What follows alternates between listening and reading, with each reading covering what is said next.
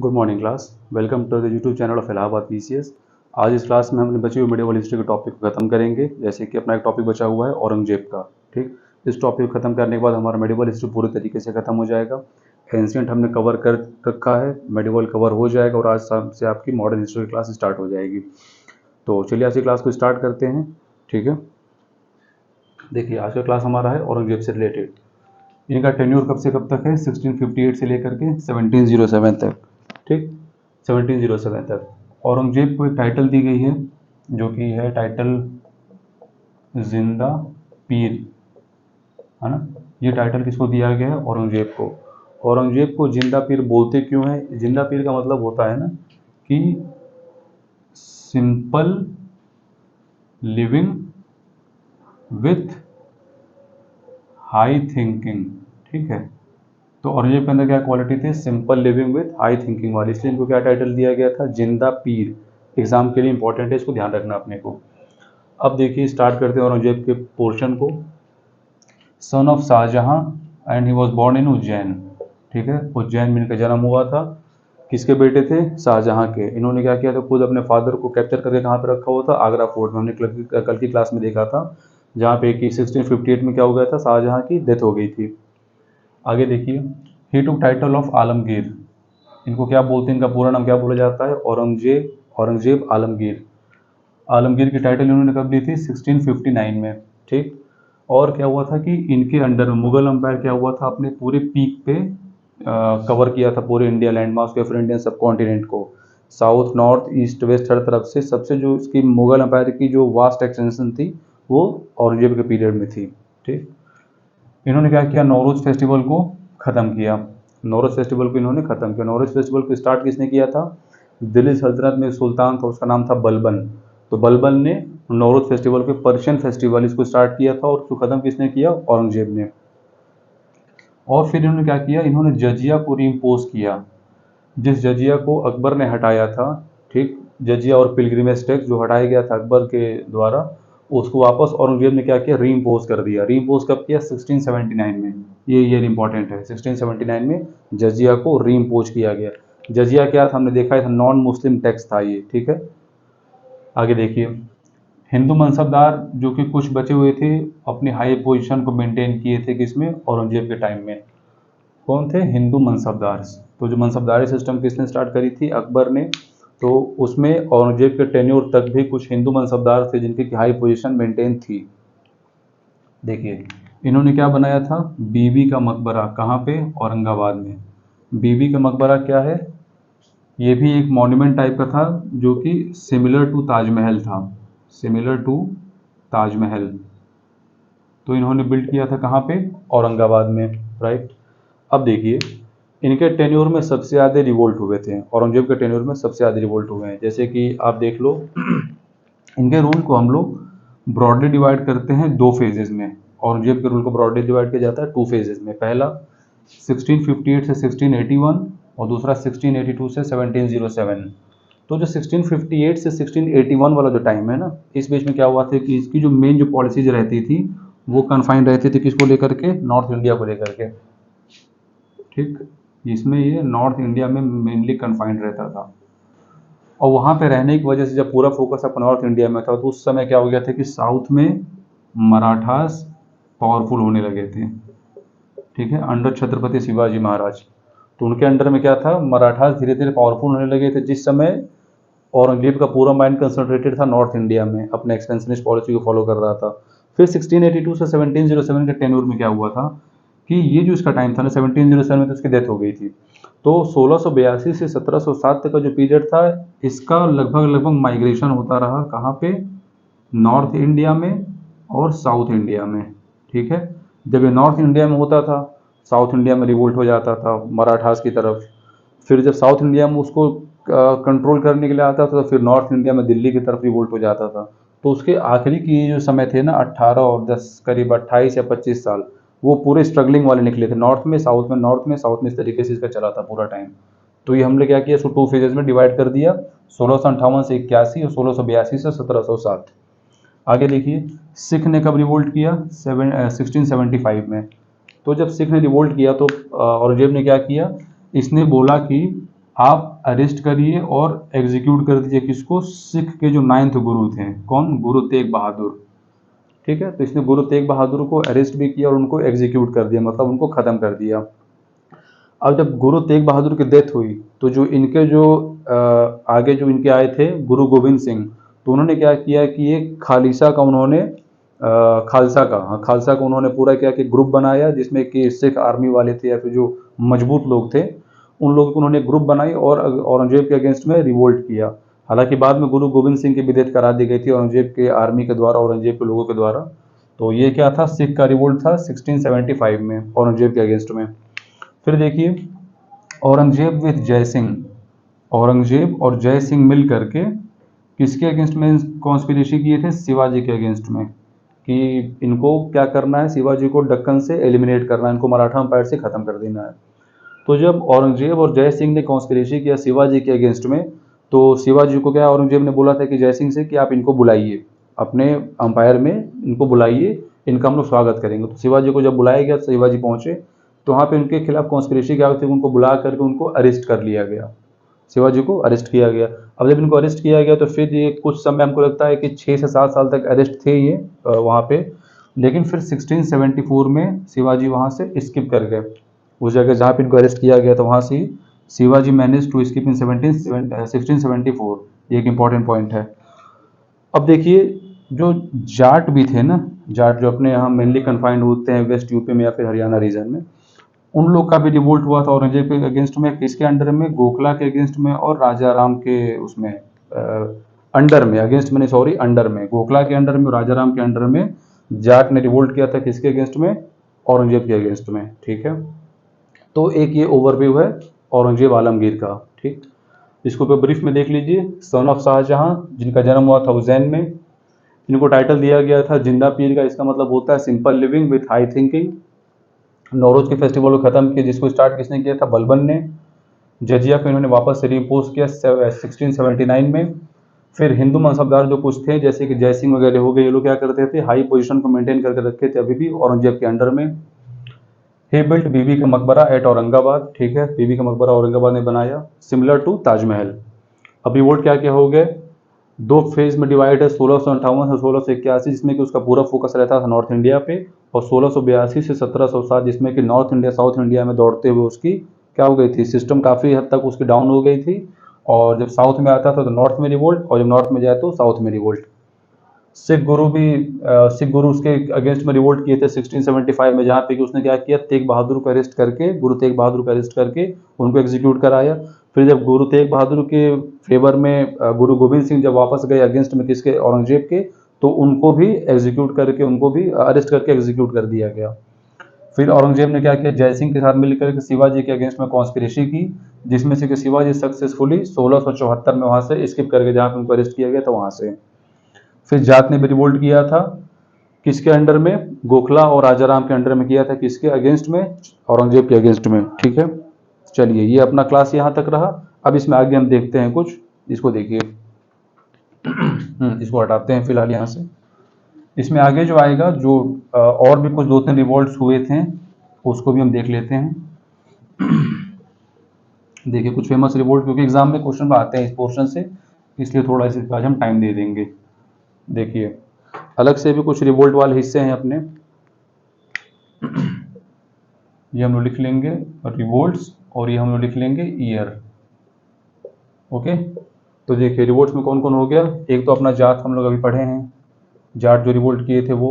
फिर एक रिवोल्ट कौन किया था, बुंदेला। फिर एक रिवोल्ट कौन हुआ है, सतनामी। एक रिवोल्ट कौन हुआ है, सिख का। और एक लास्ट में हुआ है राजपूत का। राजपूत में कौन, राठौर।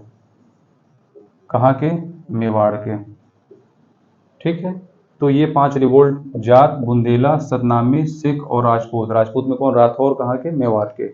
अब इनके हम ईयर को देख लेते हैं। देखिए जाट रिवोल्ट कब हुआ है, 1669 में। ठीक, बुंदेला रिवोल्ट हो गया है 1671 में। सतनामी रिवोल्ट हो गया है 1673 में। ठीक है, सिख रिवोल्ट कब हो गया, अभी हम लोग देखे हैं ना 1675 में। और जो लास्ट वाला है राजपूत वाला वो है 1678 में। ठीक है, तो 1669 में जाट रिवोल्ट, जाट रिवोल्ट, 1671 में बुंदेला रिवोल्ट, 1673 में सतनामी रिवोल्ट, 1675 में सिख रिवोल्ट और 1678 में राजपूत और ये राठौर राजपूत उनका रिवोल्ट था। तो ये 5 रिवोल्ट है, इस पांचों को हमें क्या करना है, याद रखना है। ठीक है, आगे देखिए। आगे बढ़ने से पहले हम जाने कि जो औरंगजेब की जो वो थी ना दक्कन पॉलिसी, वो भी सक्सेसफुल रही थी। जहांगीर से तो ज़्यादा ही थी, इक्वल टू शाहजहां या फिर मोर ने शाहजहां पे था, क्योंकि जो मुगल अम्पायर का जो एक्सपेंशनिस्ट पॉलिसी थी that was largest under the Aurangzeb. तो अब इसमें देखिए इसकी जो दक्कन पॉलिसी में क्या हुआ था ना, दक्कन पॉलिसी में इसमें इसने दोनों को कैप्चर कर लिया था। देखिए शाहजहां के टाइम में क्या हुआ था कि गोलकोंडा और बीजापुर, इन दोनों ने शाहजहां की सोवरेनिटी को एक्सेप्ट किया था। ठीक है, लेकिन औरंगजेब ने क्या किया, दोनों को एनेक्स कर लिया, दोनों को कैप्चर कर लिया था। तो जो गोलकोंडा था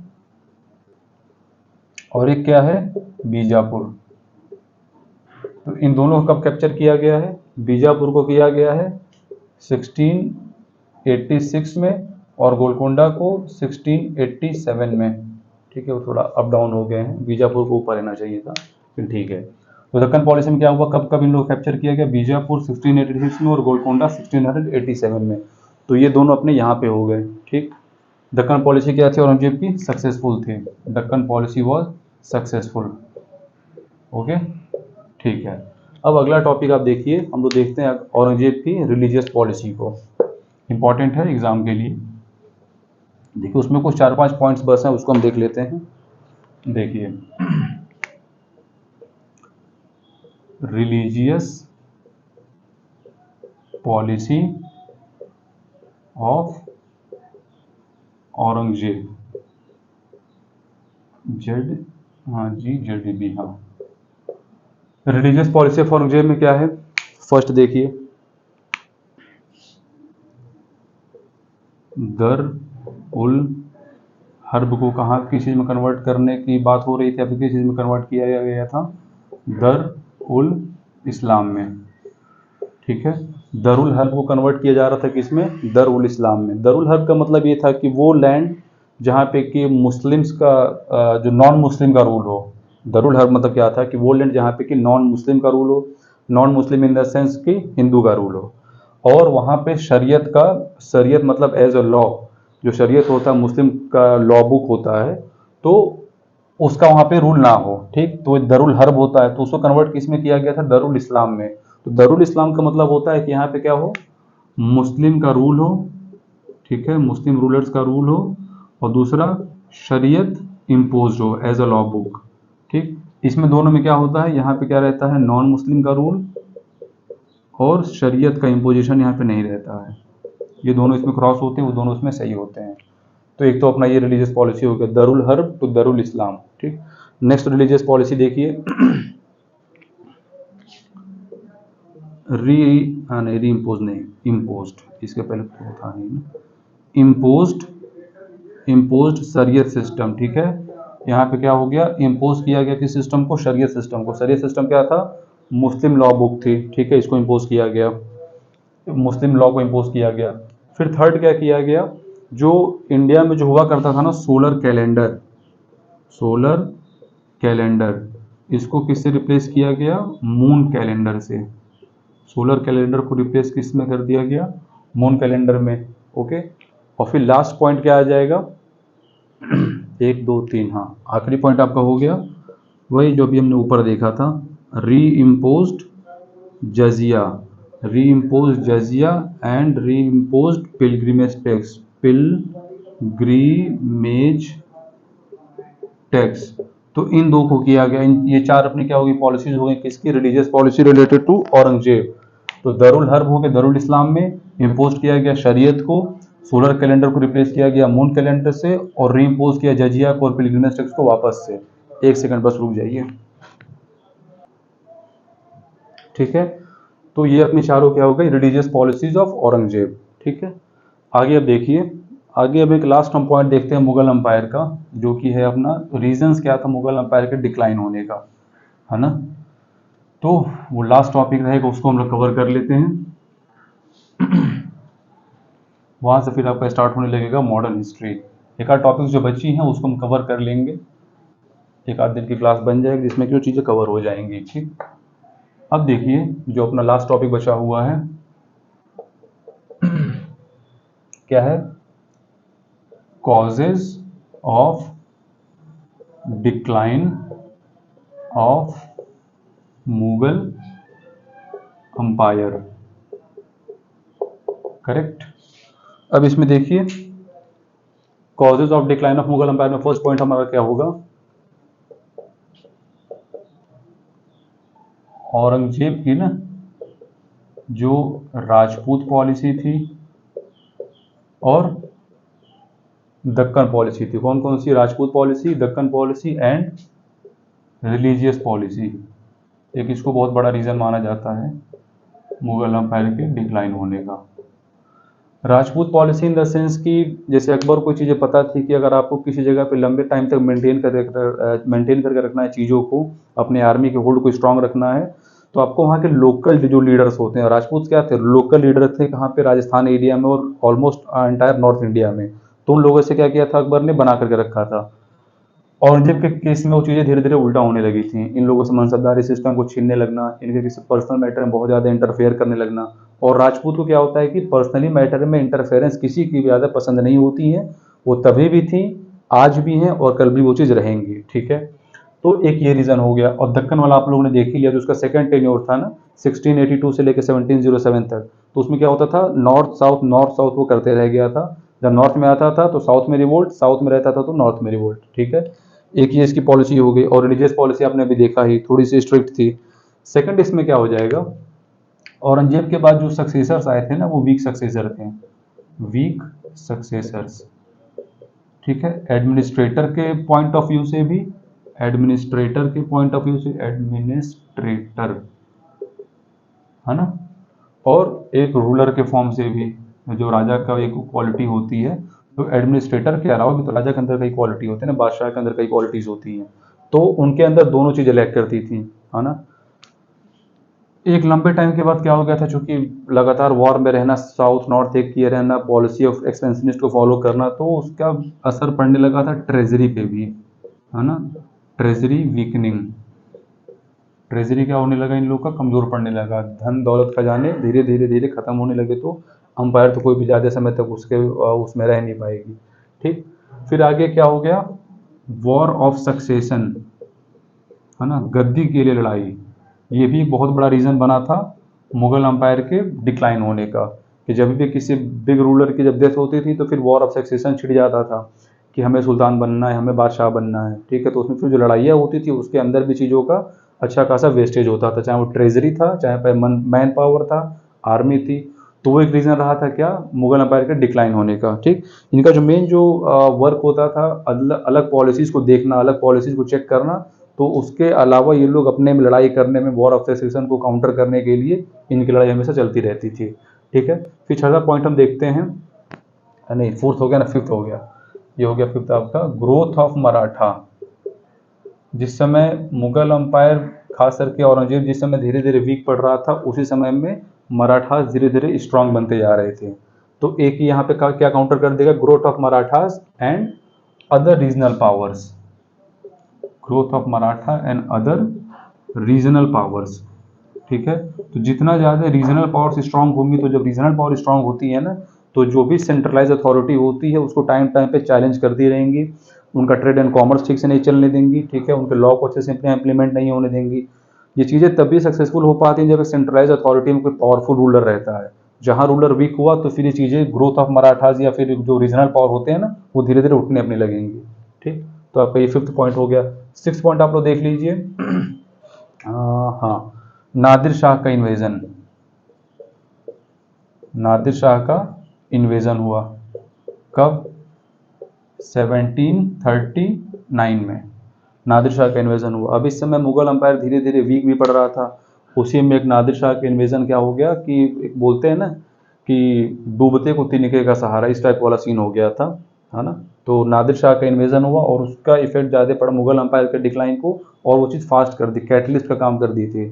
ठीक है, और फिर last and the most important, British entrance, है ना, ब्रिटिश का कॉन्क्वेस्ट आप बोल सकते हो, है ना।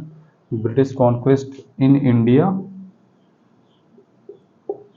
ये जो स्टार्ट हो गया था, तो इन्होंने क्या किया, पूरे तरीके से जो भी मुगल एम्पायर के थोड़े जो स्ट्रॉन्ग रूलर्स बचे हुए थे उनको कन्फाइन करते करते नवाब ऑफ बंगाल तक लेकर के आ गए, फिर वहाँ से कन्फाइन करके उसको पूरे तरीके से ख़त्म कर दिया गया। तो ये अपना रीजंस क्या थे डिक्लाइन ऑफ मुगल एम्पायर के। पहला उसमें क्या था, एक बार ब्रीफ कर लेते हैं। औरंगजेब की पॉलिसी किसकी, राजपूत की तरफ, डेक्कन की तरफ और रिलीजियस पॉलिसी, ये तीनों रीजन बनी एक डिक्लाइन ऑफ मुगल एम्पायर में। औरंगजेब के बाद के वीक सक्सेसर्स वो कुछ खास नहीं कर पाए, ठीक। ट्रेजरी भी धीरे धीरे क्या पड़ने लगा था, कमजोर पड़ने लगा था। वॉर ऑफ सक्सेशन कॉन्टिन्यूस चलता ही रहा, क्योंकि ज़्यादा देर फिर कोई स्टेबल रह भी नहीं पाता था। कोई नया रूलर आता था 3 साल 4 साल है, तुरंत फिर वॉर ऑफ सक्सेशन हो जाए, उसको हटाने के लिए तुरंत रणनीति बढ़ने लगती थी। फिर growth of Marathas and other regional powers, उधर मराठा स्ट्रांग होने लगे, राजस्थान साइड में राजपूताना स्ट्रांग होने लगे। तो ये जितने भी लोकल पावर जो थी, रीजनल पावर जो थी, उनका स्ट्रांग होने का मतलब था कि फिर सेंट्रलाइज अथॉरिटी थी वो धीरे धीरे कमजोर पड़ने लगी। नादिर शाह का इन्वेजन कब, 1739 में, और फिर ब्रिटिश का कॉन्क्वेस्ट हो गया कहाँ पे, इंडिया में। तो वहाँ से जो चीज़ें बची थी वो पूरे तरीके से खत्म हो गई। तो आज की इस क्लास के बाद हमारा मेडिवल हिस्ट्री खत्म होता है। रही जो एक आध टॉपिक्स बची हुई हैं उसका हम लोग वीडियो किसी दिन बना देंगे, किसी दिन क्या एक आध दिन के अंदर ही बन जाएगा। और आज शाम से, वरना मोस्ट प्रोबेबल कल से मॉडर्न हिस्ट्री की क्लास स्टार्ट होगी, और फिर ज्योग्राफी की क्लास भी उसी के साथ उसी के पैरेलल में चलेगी। टिल देन, जय हिंद, जय भारत।